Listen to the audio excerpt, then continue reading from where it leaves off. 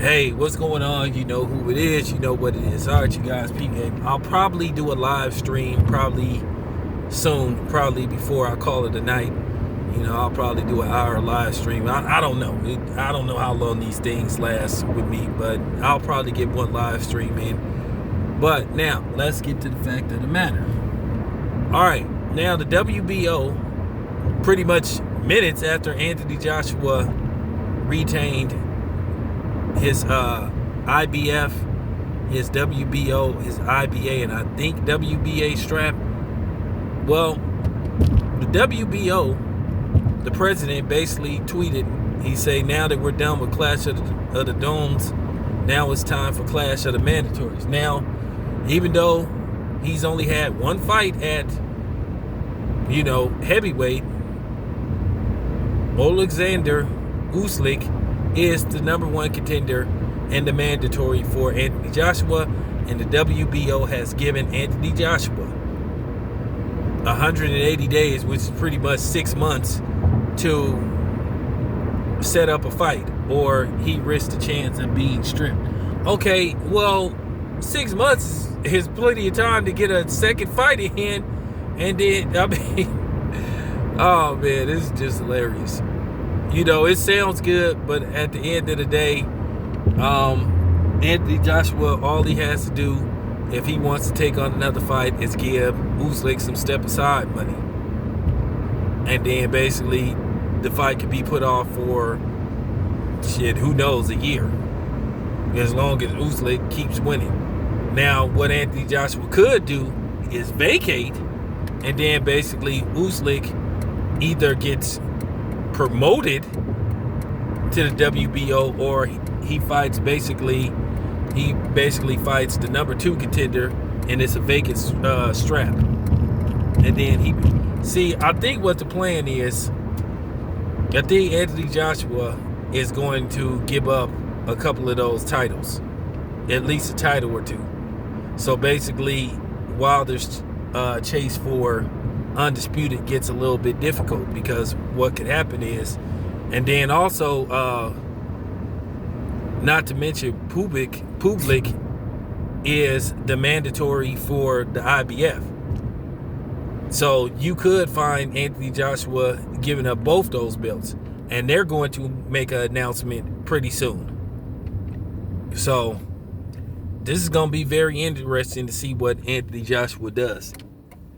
Because if Anthony Joshua gives up 2 of the belts and only keeps 1, then the value of him versus Deontay Wilder decreases dramatically. People still would want the fight, but the value of the fight loses its luster.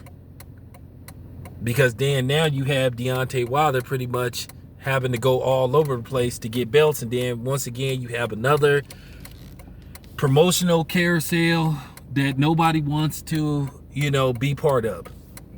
At the end of the day, like my homeboy 7 Mile say, a lot of us are getting frustrated with the politics of boxing, because you have these promoters, you have the fighters, they don't want to give us the fights we want. Everybody have this thing, well, I don't want to lose, or the less I lose, the better off it is. Hey, look, ain't no shame in losing. Muhammad Ali lost a few times, Sugar Ray Leonard lost 3 times, all this, the greats lost. Joe Louis lost, for real.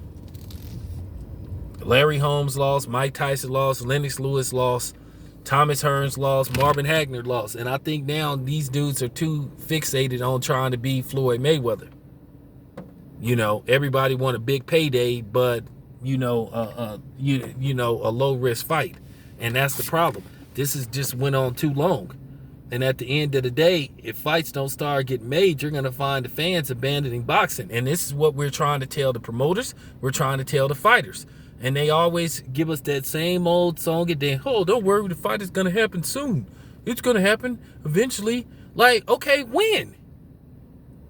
We're tired of hearing let it marinate. Fuck marinating. Marinating is for barbecue and ribs and steak and all that type of shit. Fuck marinating the fight. Make these fights happen. People can say whatever they want to say about Dana White. I have certain things I don't like about Dana White, but at the end of the day, with the UFC, fights get made. the fights that they fans want get made in most cases. But due to the fact that that nobody's putting their foot down. When is the sanctioning bodies gonna start having meetings, making sure that the best fighters fight the best fights and give the fans the best fights they want? It's going on in every division. It's going on in the welterweight. It's going on in the heavyweight. It's going on. You're not getting the fights that you want to see. And you just pulling out your hair like, God. And then, like I said, the promoters give you the same song and dance. It's not just Bob Arum, it's Eddie Hearn, and then it's Eddie Hearn, and then the PBC, you can't get Al Heyman to talk. So, you don't have, then at the end of the day, Floyd Mayweather pick and chooses who he wants to talk to. And most of the media Floyd wants to talk to don't look like us. So at the end of the day, you just have this song and dance. Everybody is to blame. Like I told you before, I call shit right down the middle. I told you I'm not finna be one of these nut huggers of a certain promoter or a promotional company. And people got to respect that. I've been the only one that's been on that shit.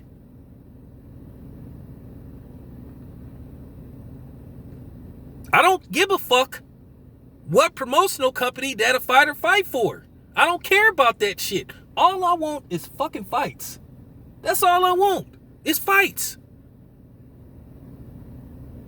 You had fighters on other promotional companies back in the 80s and the 90s and the early 2000s and fights got made.